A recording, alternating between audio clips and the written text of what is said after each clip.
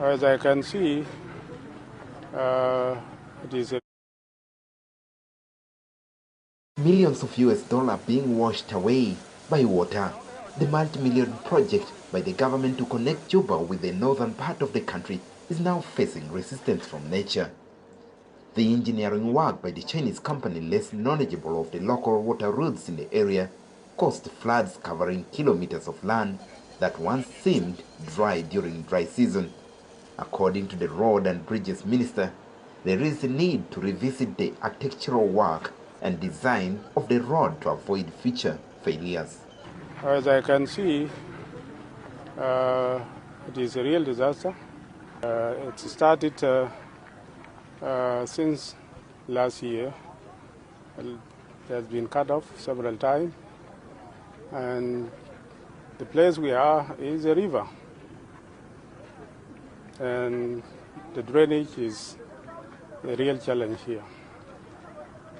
The river is damp and the culvert system is failing. So we will review the design, and as a minister in charge, I take charge of responsibility and apologize to our people and the nation for this disaster. At the same time, I commit myself to manage and make it better. So since 2 a.m. in midnight today, when we received the notice of this kind of effect brought by the heavy flood, and then we have immediately sent a team to conduct the intervention and also centralize all the equipment to make sure that the possibility of the road is recovered as soon as possible. So since now the road is still, the construction is still ongoing, then also that we are going to work closely together with Ministry of Roads and Bridges to make sure that the design is improved and make sure that the road ultimately constructed will be qualified and strong enough. Together with Ministry, and then we make sure that the road ultimately delivered is a strong and satisfying project to the people of South Sudan. The surrounding population, according to the local authorities, are also affected. Houses have been submerged, triggering humanitarian needs to the local residents. As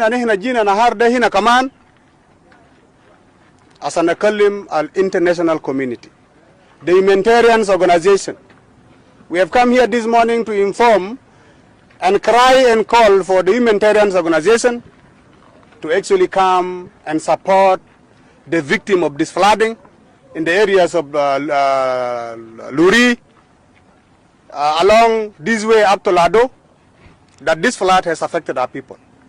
They've destroyed the properties, they've destroyed the houses, and our people are now displaced. With the minimal involvement of local engineers who understand South Sudan's terrain, the construction of Juba RUMBEK Highway seems on a tortoise speed that has left citizens waiting for an immediate transformation of site to be reflected on the old path.